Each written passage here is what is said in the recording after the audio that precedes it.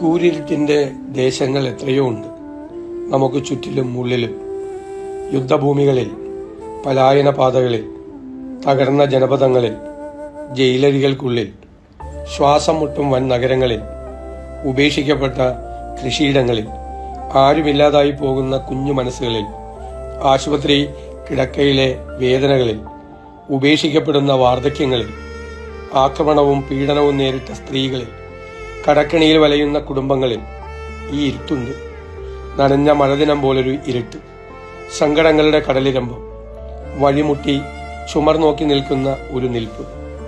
ഈ ഇരുട്ടിന്റെ ദേശത്ത് വസിച്ചവരിലേക്കാണ് മഹത്തായ ഒരു പ്രകാശം തെളിയുക. അധ്വാനിക്കുന്നവരും ഭാരം ചുമക്കുന്നവരുമായവർ വഹിക്കുന്ന മുഖവും ചുമലിലെ ദണ്ടും മർദ്ദകന്റെ വടിയും ആ വെളിച്ചം തകർക്കും. നമ്മയെല്ലാം ആക്രമിച്ചു മുന്നേറുന്ന ശത്രുവിന്റെ പട അപ്പോൾ നിന്ന് കത്തും. എന്തെന്നല്ലേ, ഒരു ശിശു ജനിച്ചിരിക്കുന്നു. ആ ഓമനപുത്രനെ ഈ പ്രപഞ്ചമാകെ അത്യാദരവോടെ വിളിച്ചു. വിസ്മയിപ്പിക്കുന്ന ഉപദേഷ്ടാവ്, നിത്യനായ നായകൻ, സമാധാനത്തിന്റെ രാജാവ്.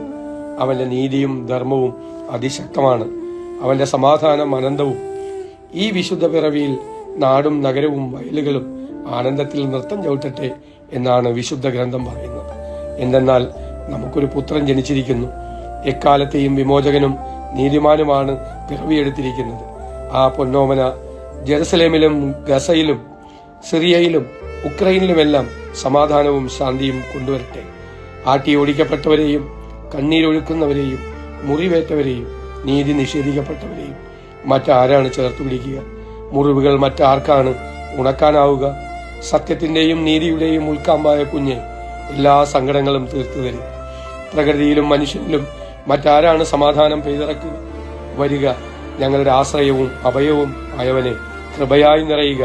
എന്നും എപ്പോഴും അത്യുന്നതങ്ങളിൽ നിന്റെ വിസ്മയകരമായ മഹത്വം. ഭൂമിയിൽ സന്മനസ്സുകൾക്ക് സമാധാനം. നന്മ നിറഞ്ഞ സന്തോഷവും സമാധാനവും നിറഞ്ഞ മനോഹരമായ ക്രിസ്മസ് ആകട്ടെ എല്ലാവർക്കും.